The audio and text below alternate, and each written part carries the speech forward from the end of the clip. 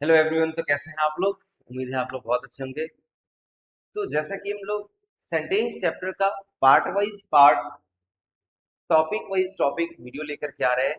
तो last video में हम लोगों ने पढ़ा था कि कैसे सेंटेंस में सब्जेक्ट, वर्ब, ऑब्जेक्ट और कंप्लीमेंट को आइडेंटिफाई करते हैं। लेकिन अब जो है हम लोग पढ़ेंगे कि कैसे इन सारे वर्ड्स को मिलाकर के हम लोग सेंटेंस फॉर्म करते हैं।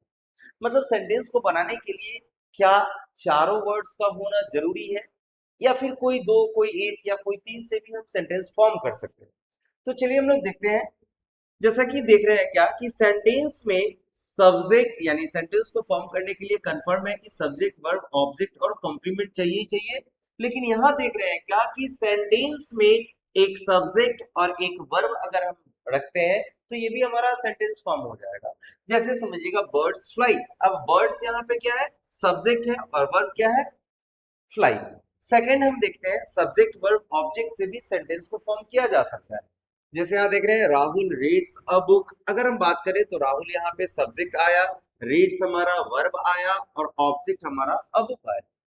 सेम देख रहे हैं कि सेंटेंस में सब्जेक्ट, वर्ब और कंप्लीमेंट को डालें, ऑब्जेक्ट हटा दे तो भी हमारा सेंटेंस फॉर्म हो जाएगा। जैसे यहाँ देख रहे हैं हम लोग, शी सब्जेक्ट है, इज वर्ब है और अ टीचर क्या है? कॉम्प्लीमेंट है।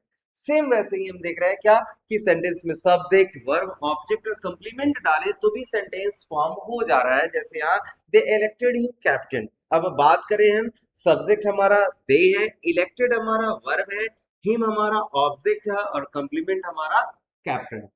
अगर ऐसे ही और भी सारे सेंटेंस के टाइप्स होते हैं, जैसे समझ लो अगर हम यहाँ से सब्जेक्ट हटा दे तो वर्ब और ऑब्जेक्ट और कंप्लीमेंट को एक साथ डालें तो भी हमारा एक सेंटेंस फॉर्म हो सकता है।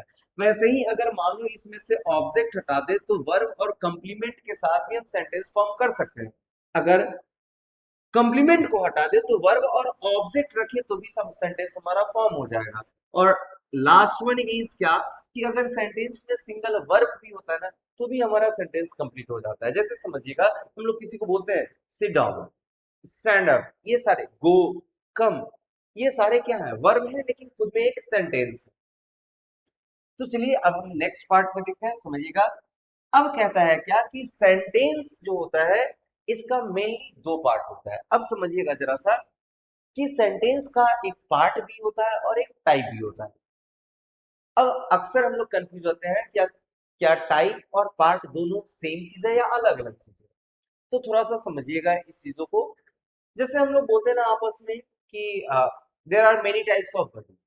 कोई मोटा होगा, कोई पतला होगा, कोई लंबा होगा, कोई छोटा होगा, कोई बच्चा होगा, कोई बूढ़ा होगा।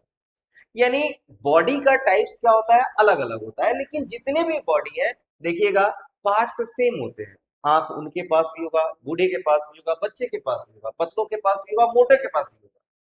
ठीक है। इवन हम बोले उंगलियां, हाथ, पैर, सर, कान, नाक, ये सारे पार्ट्स ऑफ बॉडी। यानी टाइप्स ऑफ बॉडी डिफरेंट हो सकते हैं but parts of body same हो सकते हैं। वैसे ही हमारा सेंटेंस चैप्टर में समझिएगा टाइप्स ऑफ सेंटेंस डिफरेंट हो सकते हैं, ये 5 होते हैं। लेकिन पार्ट्स ऑफ सेंटेंस जो होता है, चाहे वो टाइप पांचों क्यों ना हो, हमारा सेंटेंस कितना भी टाइप का क्यों ना हो, पार्ट सारे में दो ही होंगे। एक होंगे हमारे सब्जेक्ट और एक हमारा होता है प्रेडिकेट।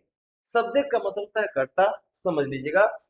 सब्जेक्ट को हम ऐसे आइडेंटिफाई कर सकते हैं, उसको डिफाइन कर सकते हैं कि सब्जेक्ट हम उसी को कहते हैं जो डूअर होता है, काम को करने वाला होता है। या सेंटेंस में किसी की भी चर्चा की जाए वो हमारा सब्जेक्ट होता है। प्रेडिकेट कहता है क्या कि सेंटेंस में सब्जेक्ट के बारे में जो कुछ भी बोल रहे होते हैं ना वो सारे के सारे हमारे प्रेडिकेट होते हैं। प्रेडिकेट को हिंदी में हम लोग बोलते हैं विधेय। अब हम इसको डिफाइन करें, जरा सा समझिएगा। सेंटेंस अगर हम कोई भी लिखते हैं ना बेटा, उसमें दो ही चीज होता है, एक हमारा होता है सब्जेक्ट और दूसरा होता है हमारा प्रेडिकेट। अब थोड़ा सा हम रिवाइंड करना चाहेंगे आपको। जैसे अभी जस्ट हम लोगों ने देखा कि सब्जेक्ट को फॉर्म करने के लिए हमको 4 वर्ड्स चाहिए ही चाहिए होता है। एक हमारा होता है सब्जेक्ट, एक होता है हमारा वर्ब, एक होता है हमारा ऑब्जेक्ट और एक होता है हमारा कंप्लीमेंट। अब सिंपल सी बात है, हमने बोला इसमें कि अच्छा बताओ बेटा कि इसमें सब इसका पार्ट कौन कौन सा है, तो इसका पार्ट दो ही हुआ। एक हुआ हमारा कौन सा? सब्जेक्ट। तो बचा हुआ हमारा वर्ब, ऑब्जेक्ट और कंप्लीमेंट जो होता है, ये टोटल का टोटल होता है हमारा कौन सा? प्रेडिकेट होता है। ठीक है। तो हम ऐसे प्रेडिकेट के बारे में ये भी बोल सकते हैं कि सब्जेक्ट के बारे में जो कुछ भी कहा वो सारे के सारे प्रेडिकेट होंगे। और ट्रिक वाइज में देखा जाए तो हम ऐसे ही बोल सकते हैं कि सेंटेंस में सब्जेक्ट को हटा दो और बाद बाकी जो भी वर्ड्स बच जाते हैं वो सारे के सारे हमारे प्रेडिकेट कहलाते हैं। अब कुछ एग्जांपल्स को देखते हैं। Ram pledge cricket, Ram cricket खेलता है। अब यहाँ हम बात करें कि यहाँ इस सेंटेंस में चर्चा किसकी की जा रही है, तो राम की जा रही है, तो चर्चा जिसकी भी करते हैं वो क्या बनेगा हमारा सब्जेक्ट। तो प्रेडिकेट क्या बन गया, प्लेज क्रिकेट। सब्जेक्ट को छोड़ दीजिए, बाकी सारे के सारे वर्ड्स हमारे प्रेडिकेट कहला गए। सेम नेक्स्ट एग्जांपल को हम लोग देखते हैं, सी इज अ डॉक्टर। अब यहाँ सब्जेक्ट किसकी, चर्चा किसकी हो रही है, तो सी की, तो सब्जेक्ट हमारा सी हो गया, तो बाद बाकी जो भी वर्ड बचे वो सारे के सारे प्रेडिकेट कहला गए। Same the sun rises in the east, यहाँ पे हम लोग देख क्या रहे हैं, चर्चा किसकी हो रही है, सूरज की। सूरज पूरब में उगता है, तो सूरज, ये जो द सन है ये हमारा सब्जेक्ट बन गया, तो प्रेडिकेट क्या कहलाया, rises in the east. Same next sentence को देखते हैं, my father drives a car. मेरे पिताजी गाड़ी चलाते हैं, यानी चर्चा किसका हो रहा है, माय फादर का, तो ये हमारा सब्जेक्ट माय फादर बन गया और ड्राइव्स अ कार हमारा क्या बन गया, प्रेडिकेट बन गया। क्लियर है, तो ये हमारा सेंटेंस का पार्ट था जो कि हम लोग बहुत आसान वर्ड्स में इसको समझे हैं। अब चलते हैं, ये पार्ट हो, अब हम लोग चलेंगे टाइप के। तो सेंटेंस के जो टाइप होते हैं वो मेनली 5 होते हैं। एक होता है हमारा असर्टिव सेंटेंस। इस असर्टिव सेंटेंस को हम लोग डिक्लेरेटिव सेंटेंस भी बोलते हैं। डिक्लेरेटिव सेंटेंस और असर्टिव सेंटेंस दोनों एक ही है। एक होता है हमारा इंट्रोगेटिव सेंटेंस, एक है इंपेरेटिव सेंटेंस, एक है ऑप्टेटिव और लास्ट है हमारा एक्सक्लेमेटरी सेंटेंस। अब असर्टिव सेंटेंस क्या होता है उसको समझिएगा। असर्टिव सेंटेंस कहता है कि असर्टिव सेंटेंस टेल्स बताता है किसको, किसी भी फैक्ट को, किसी भी ओपिनियन को या किसी भी स्टेटमेंट को। फैक्ट मतलब किसी भी तथ्य को, ओपिनियन मतलब विचार को, और स्टेटमेंट बोलते हैं कथन को। अब कहता है क्या कि ये कोई भी हो सकता है, समझिएगा। असर्टिव सेंटेंस को मेनली 2 टाइप में बांटा गया है, लेकिन अभी फिलहाल हम लोग यही समझते हैं कि असर्टिव सेंटेंस स्टेटमेंट, स्टेटमेंट बोलता है जो किसी के द्वारा कुछ कहा जाए। ओपिनियन हम किसी के बारे में अच्छा भी दे सकते हैं, बुरा भी बोल सकते हैं। तथ्य पॉजिटिव और नेगेटिव सारे होते हैं। जैसे यहाँ एग्जांपल समझिए, आई एम अ स्टूडेंट, मैं एक विद्यार्थी हूँ। ये मैं अपना बता रहा हूँ, अपने बारे में बता रहा हूँ, ये स्टेटमेंट है। से लिव्स इन पटना, ठीक है, ये हमारा स्टेटमेंट हुआ। The sun rises in the east, ये भी हमारा एक तथ्य हुआ, या हम लोग ओपिनियन बोल सकते हैं इसको। समझिएगा, असर्टिव सेंटेंस को मेनली हम लोग 2 टाइप से बांटते हैं। एक होता है हमारा अफर्मेटिव सेंटेंस और एक होता है हमारा निगेटिव सेंटेंस। एक चीज ध्यान देना है, असर्टिव सेंटेंस हमेशा फुल स्टॉप से खत्म होता है, चाहे वो हमारा अफर्मेटिव हो तब या निगेटिव हो तब।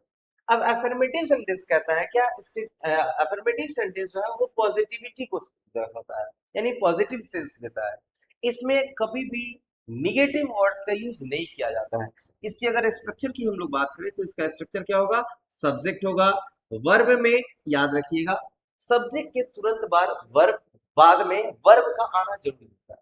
तो वर्ब 2 टाइप से होता है, एक हेल्पिंग वर्ब होता है और एक हमारा मेन वर्ब होता है। तो पहले जो आता है वो हमारा हेल्पिंग वर्ब होता है और बाद में आने वाला जो वर्ब होता है वो हमारा मेन वर्ब होता है। फिर हमारा ऑब्जेक्ट आ सकता है, इसके बाद कंप्लीमेंट आ सकता है। समझिए एक चीज, ये फुल स्टॉप से खत्म होता है, अफर्मेटिव और निगेटिव दोनों, क्योंकि ये दोनों असर्टिव सेंटेंस है। ठीक है, अब यहाँ कहता है क्या, एक चीज और ध्यान देने की जरूरत है कि सब्जेक्ट के तुरंत बाद जरूरी नहीं है कि हमारा हेल्पिंग वर्ब आए और मेन वर्ब आए, इन दोनों में से कोई भी वर्ब आ सकता है। अफर्मेटिव सेंटेंस में कभी भी याद रखिएगा, दोनों वर्ब का आना जरूरी नहीं है, कोई एक वर्ब भी आ जाए, चाहे वो हेल्पिंग वर्ब हो, चाहे वो मेन वर्ब हो, चाहे वो दोनों आ जाए। ठीक है, अब यहाँ हम लोग देखते हैं, जैसे she is a teacher, example देखिएगा यहाँ पे। अब she is a teacher positive sense दे रहा है हमारा, यानी ये अफर्मेटिव सेंटेंस है। Rahul play cricket, plays cricket, sorry, Rahul plays cricket. अब राहुल प्लेज क्रिकेट, यहाँ देखो तो कहीं भी निगेटिव वर्ड यूज नहीं हो रहा है, यानी ये भी फुल स्टॉप से खत्म हो रहा है। एक चीज और ध्यान देने की जरूरत है, अफर्मेटिव सेंटेंस और निगेटिव सेंटेंस दोनों सब्जेक्ट से स्टार्ट होता है, फुल स्टॉप से खत्म होता है। बस अंतर इतना ही है कि निगेटिव सेंटेंस हेल्पिंग वर्ब के बाद निगेटिव वर्ड आना ही है। क्लियर, जैसे दे लिव इन दिल्ली, अब ये भी पॉजिटिव सेंस दे रहा है। आई लाइक कॉफी, मुझे कॉफी पसंद है। The sun rises in the east, सूरज पूरब में उगता है, ये सारे पॉजिटिव सेंस दे रहे हैं और पॉजिटिव सेंस देने वाला सेंटेंस अफर्मेटिव सेंटेंस कहलाता है। नेक्स्ट हम लोग देखें निगेटिव सेंटेंस को। तो निगेटिव सेंटेंस कहता है कि ये हमेशा निगेटिव आइडिया या निगेटिव एक्सप्रेशंस को शो करते हैं। जैसे समझिएगा, अभी जस्ट हमने कहा कि निगेटिव सेंटेंस की स्ट्रक्चर की बात करें तो सब्जेक्ट के बाद 100% हेल्पिंग वर्ब आना ही आना है, बिकॉज हेल्पिंग वर्ब के बाद ही हम लोग निगेटिव वर्ड नॉट, यहाँ देखिए हमने लिख चुका है, ठीक है, नॉट, नेवर, नो, इन सारे वर्ड्स का यूज करते हैं। यानी हेल्पिंग वर्ब के बाद नॉट आएगा, नो आएगा, नेवर आएगा और उसके बाद फिर क्या आएगा, मेन वर्ब। जरूरी नहीं है कि मेन वर्ब आए ही, ये आ भी सकता है और नहीं भी आ सकता है। फिर यहाँ पे हम लोग ऑब्जेक्ट और इसके बाद कंप्लीमेंट डाल करके फुल स्टॉप, ये भी फुल स्टॉप से खत्म होगा और स्टार्टिंग होगा हमारा सब्जेक्ट से। लेकिन अंतर इतना ही है कि इसमें नॉट लग गया तो निगेटिव, नॉट को हटा देंगे तो ये अफर्मेटिव सेंस देगा। जैसे एग्जांपल्स कुछ देखते हैं हम लोग, सेज नॉट अ टीचर। अब यहाँ देखिए नॉट लगा, हेल्पिंग वर्ब इज है, इट मींस ये निगेटिव सेंस हो गया। नॉट हटा देंगे तो अफर्मेटिव सेंटेंस हो जाएगा। Rahul does not play cricket. अब यहाँ देखो नॉट हेल्पिंग वर्ब डज आया, सॉरी, और हेल्पिंग वर्ब के बाद क्या आ गया, नॉट आ गया। They do not live in Delhi. यहाँ ध्यान दीजिए, डू हमारा हेल्पिंग वर्ब आया और इसके ठीक बाद हमारा नॉट आ गया, negative sense. I never tell a lie. अब समझिएगा कुछ ऐसे निगेटिव वर्ड्स होते हैं जो हेल्पिंग वर्ब को नहीं भी लेते, जिसमें एक आपका नेवर हो गया, एक नोबडी हो गया, ठीक है। नथिंग भी हेल्पिंग वर्ब लेगा, समटाइम्स नहीं लेगा। यानी नेवर मतलब कभी नहीं, निगेटिव सेंस दे दिया। He has no money. अब यहाँ हेल्पिंग वर्ब के तुरंत बाद नो आया, उसके पास पैसे नहीं है, मतलब सेंस निगेटिव आ गया।